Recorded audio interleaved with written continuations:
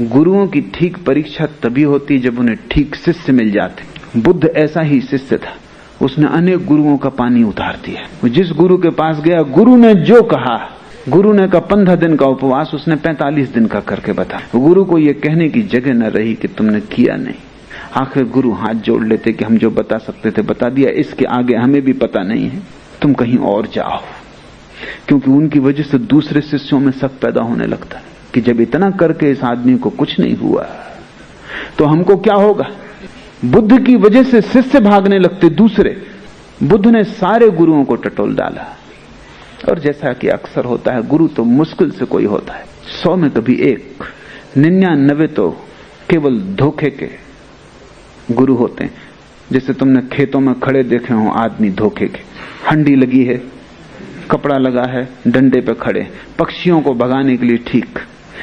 ऐसे गुरु हैं तुम्हारे, ना समझों के लिए ठीक, कमजोरों के लिए ठीक, नपुंसकों के लिए ठीक, जो कुछ नहीं करना चाहते, जो सिर्फ सिर हिलाते हैं कि ठीक है कभी करेंगे, उनके लिए ठीक। लेकिन कोई करने वाला आ जाए तो कठिनाई हो जाती। बुद्ध ने मुश्किल खड़ी कर दी, सब किया।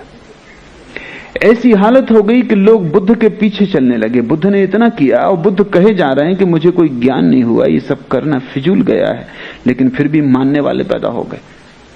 एक गुरु, आखिरी गुरु उद्दार कालाम को जब उन्होंने छोड़ा तो उसके 5 शिष्य बुद्ध के शिष्य हो गए। उन्होंने कहा कि इस गुरु से तो ये बुद्ध बेहतर। उन दिनों बुद्ध केवल 1 दाना चावल रोज लेते थे भोजन में, क्रस काय हो गए थे। सिर्फ एक मूर्ति उसको चित्रित करने वाली उपलब्ध है, शायद उसका चित्र तुमने कभी देखा हो। उसमें बुद्ध की पीठ और पेट एक हो गए हैं, शरीर सिर्फ हड्डियों का अस्थिपंजर रह गया है। एक एक हड्डी तुम गिन सकते हो, सब चर्बी खो गई है, खून सूख गया है, सिर्फ आंखें भर जीवित मालूम पड़ती, सारा मुंह धस गया है, सिर्फ चमड़ी और हड्डियां बाकी रह गई हैं।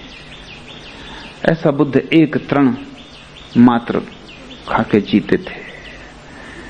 इतने कमजोर हो गए कि निरंजना नदी को पार करते वक्त बुद्ध गया के पास पार न कर सके।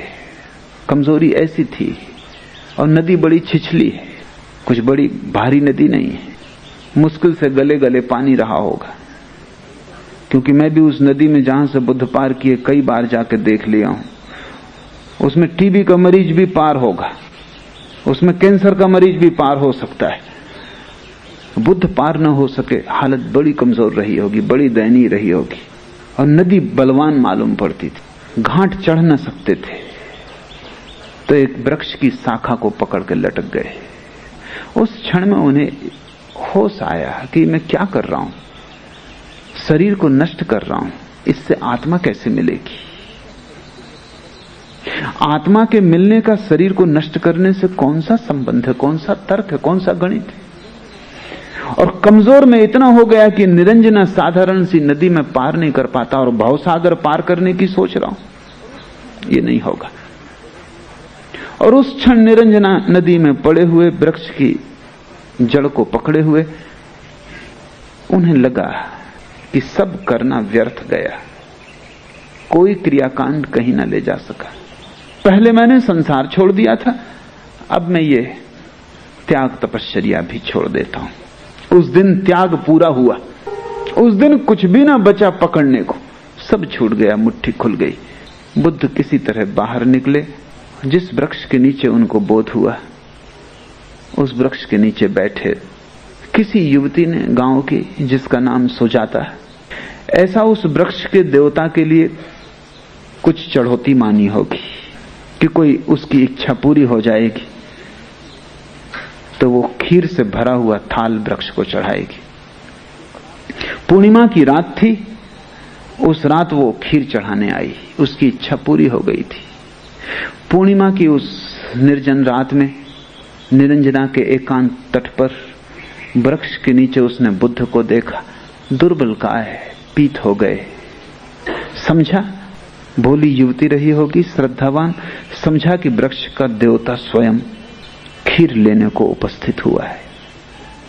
कोई और दिन होता तो बुद्ध ने खीर न ली होती, क्योंकि वो केवल एक तृण ही लेते थे। कोई और दिन होता तो बुद्ध ने रात में कुछ भी न लिया होता, एक तृण भी, क्योंकि रात वो लेते न थे।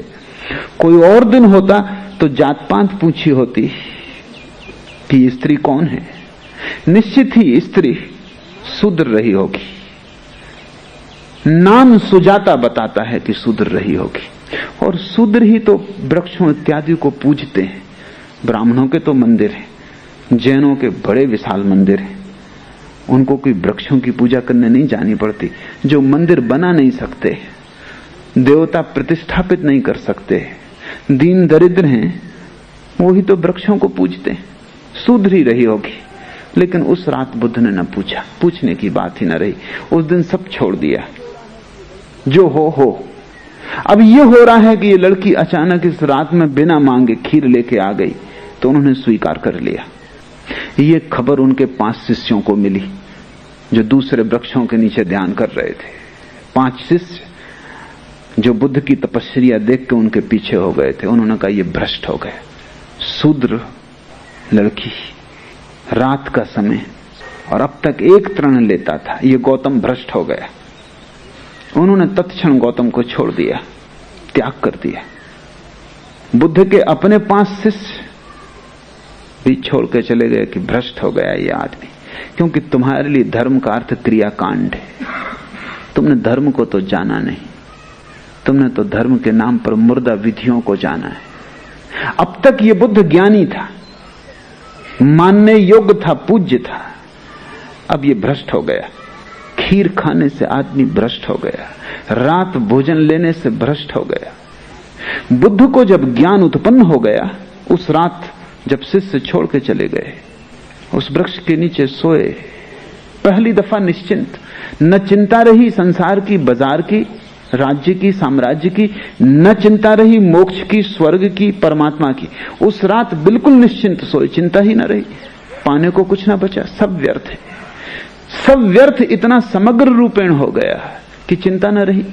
कोई सपना ना आया, कोई मन में उद्विग्नता ना उठी।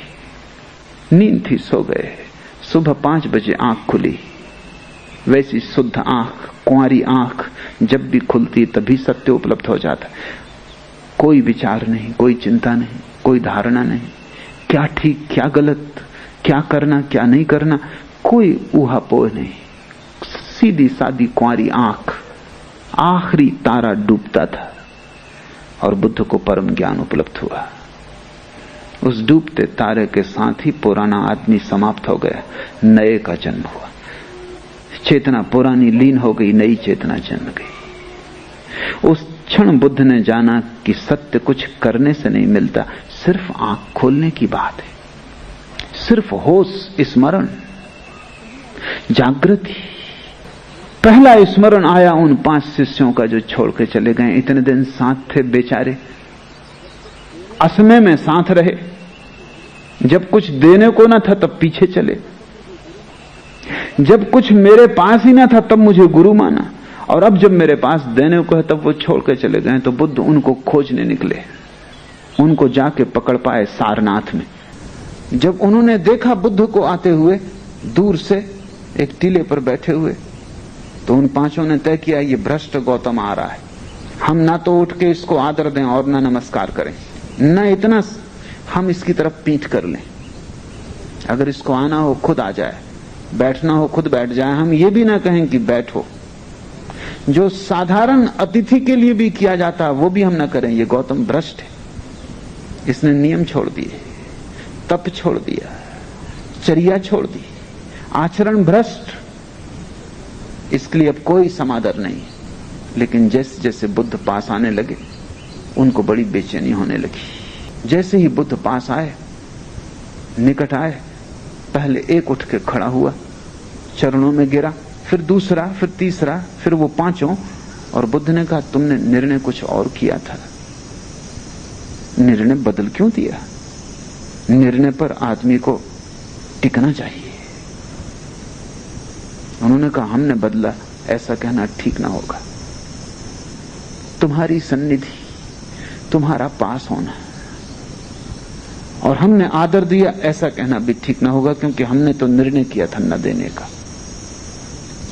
आदर हुआ तुम्हारी मौजूदगी में, जैसे कोई एक चुंबक खींच ले। जिनके भीतर भी थोड़ी सी क्षमता है वो सद्गुरुओं के पास खींचे चले जाते हैं चुंबक की भांति। किसी क्रियाकांड के कारण नहीं, किसी योग तपश्चर्या के कारण नहीं, किसी संप्रदाय सिद्धांत शास्त्र के कारण नहीं, जिनके भीतर भी थोड़ी सी भी संभावना है आत्मा की, वो सद्गुरु के पास खींचे चले जाते हैं। चाहे सारी दुनिया विरोध में हो, चाहे सारी दुनिया कहे कि तुम पागल हो,